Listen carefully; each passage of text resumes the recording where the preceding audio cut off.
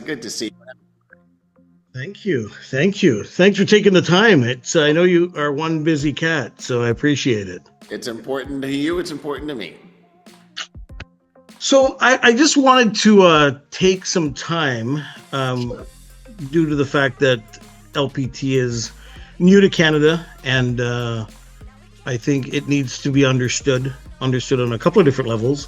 Sure. So I really want to ask you about, I've written down some questions here, ask you about all the people, the variety of groups that have come over from, in the States, as well as the early adopters here in Canada. Yeah. What are you seeing as the concept? We have, small teams, we have large teams, we have individuals, we have brokerages, independent brokerages coming from, eXp, Remax, KW, this whole smattering. What is the common theme that's causing these people from all these different ecosystems to end up at LPT? So it is literally agent choice. So that you just said, those are the four major buckets of everyone coming to LPT. And so it really is the fact that because we're an agent hybrid model, we are whatever an agent needs to do to have their career thrive, we can offer it. And if you are a team leader or an indie broker, your economics are different. We actually have the best team model for somebody. And when you look at a P&L, because at that point you're running a business. So if you're converting a business onto our platform and you're looking at the P&L and you're looking at your OPEX savings, you're looking at where your future earnings could be with the agents that you bring over when you're creating a downline instantly. When you're looking at those possibilities, everyone has a different roadmap. The beauty is that we've got a lot of roadmaps that will get you to the same destination depending on what you're looking for. Yeah, that's a great answer, because I'm seeing, some of my friends in the States that introduced this to me, namely Chris Snow.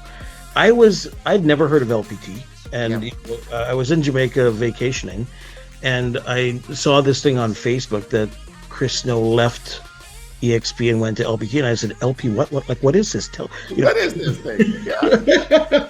I picked up the phone and I called Chris from the beach there, and I said, dude, you got to tell me what is this? What did you do? Right, exactly.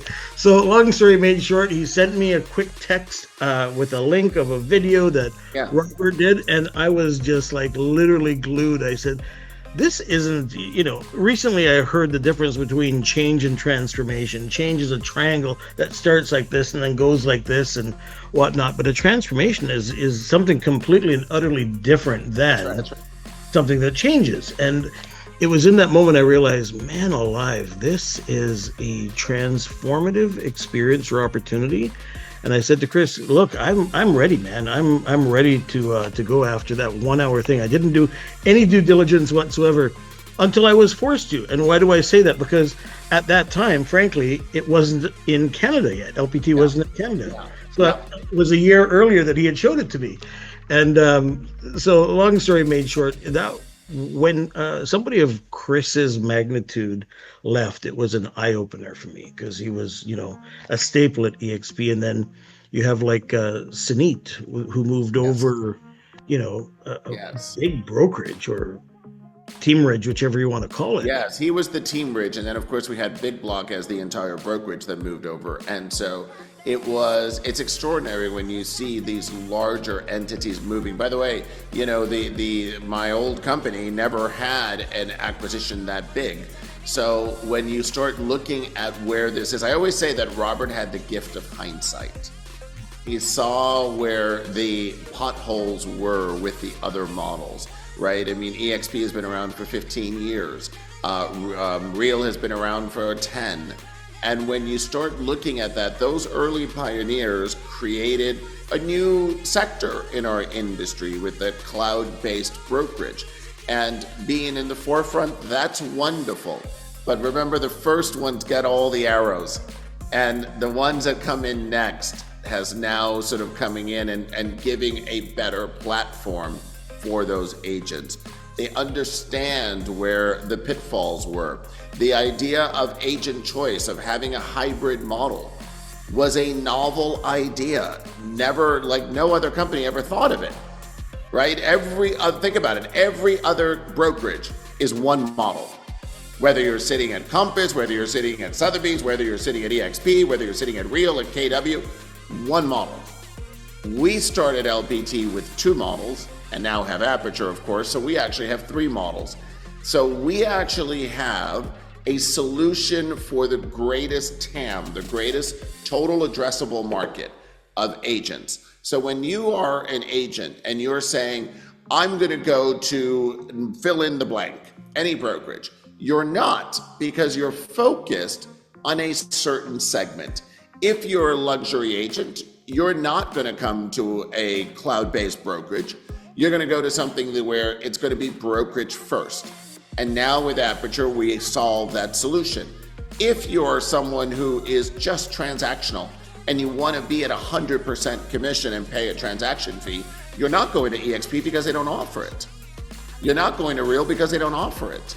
You're going to go to a United or you're going to go to an LPT because we do offer it.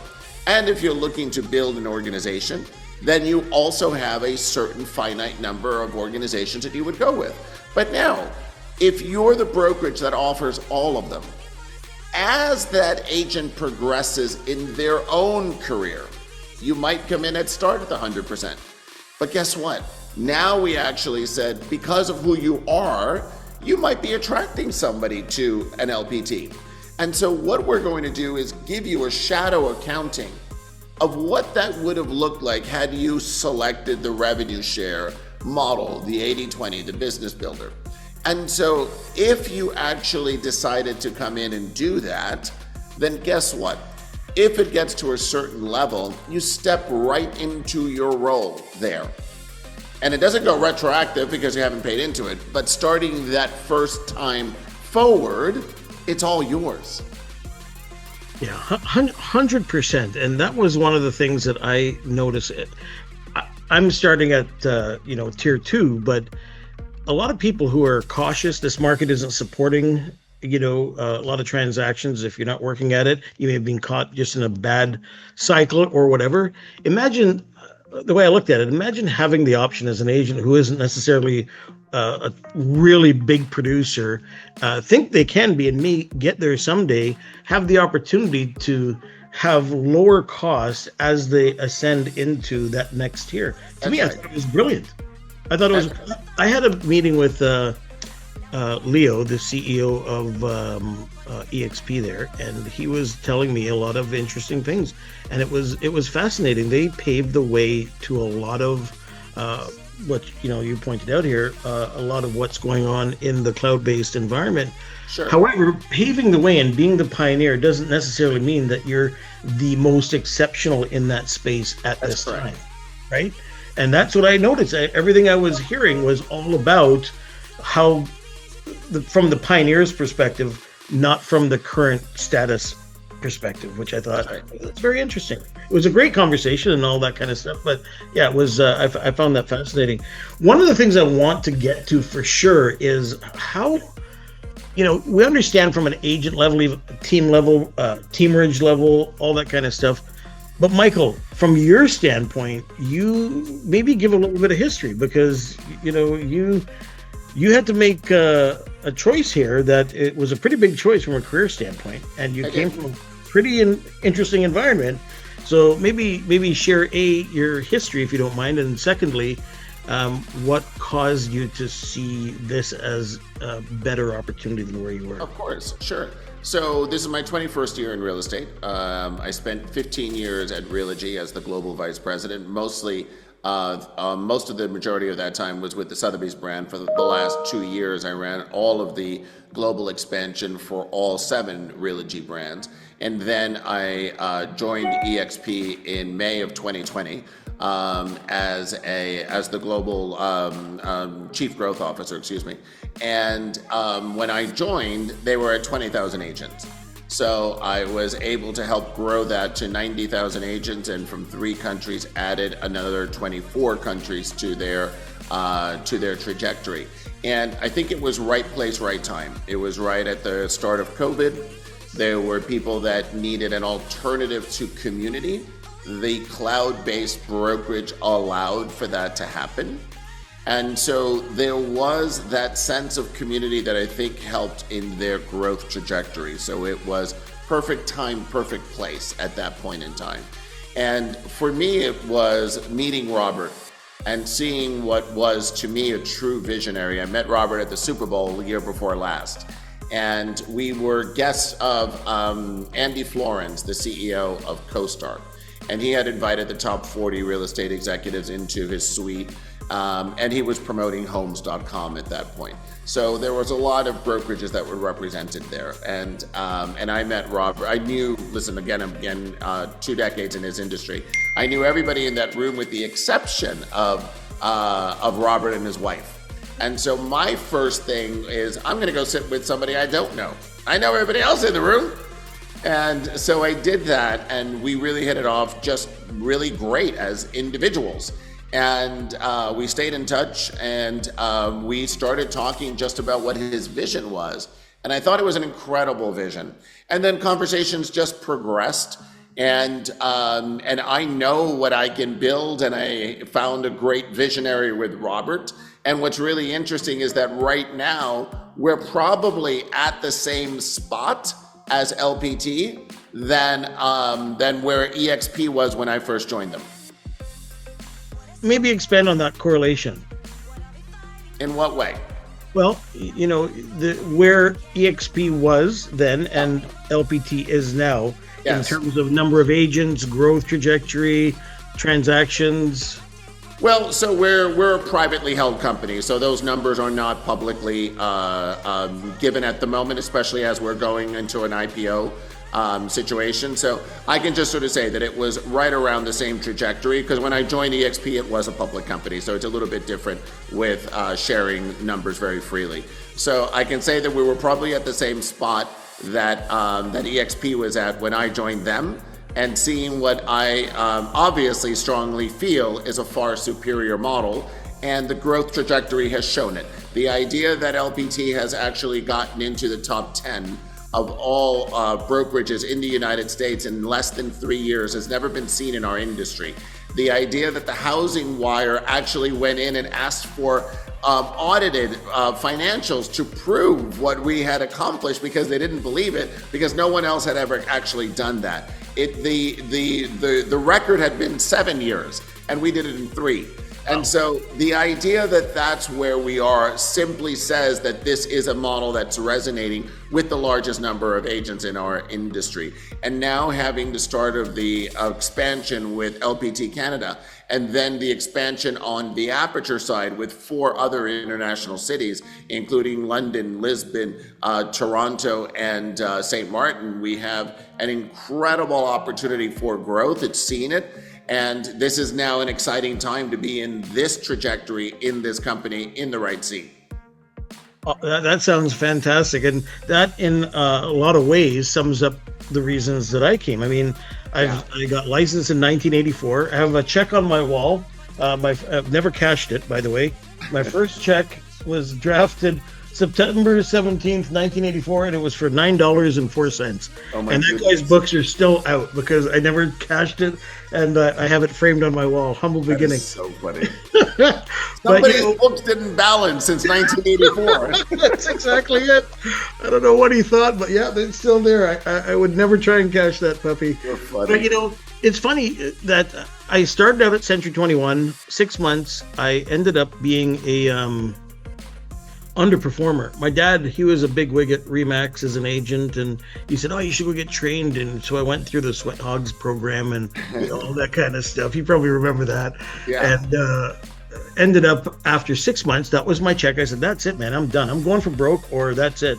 So the first month at Remax, I ended up beating my dad and all the other big wigs. Yeah, I made, back in that time in that era, I made $17,000 in that 1 month, and I thought, my God, I just won a lottery. This is flipping fantastic. That's crazy.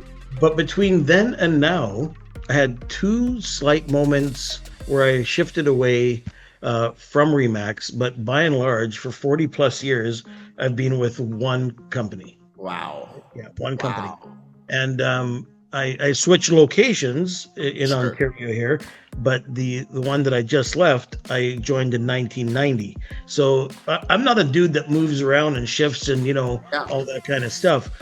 But I got to tell you, it was the first time I realized that there was an opportunity ahead of me. That's right.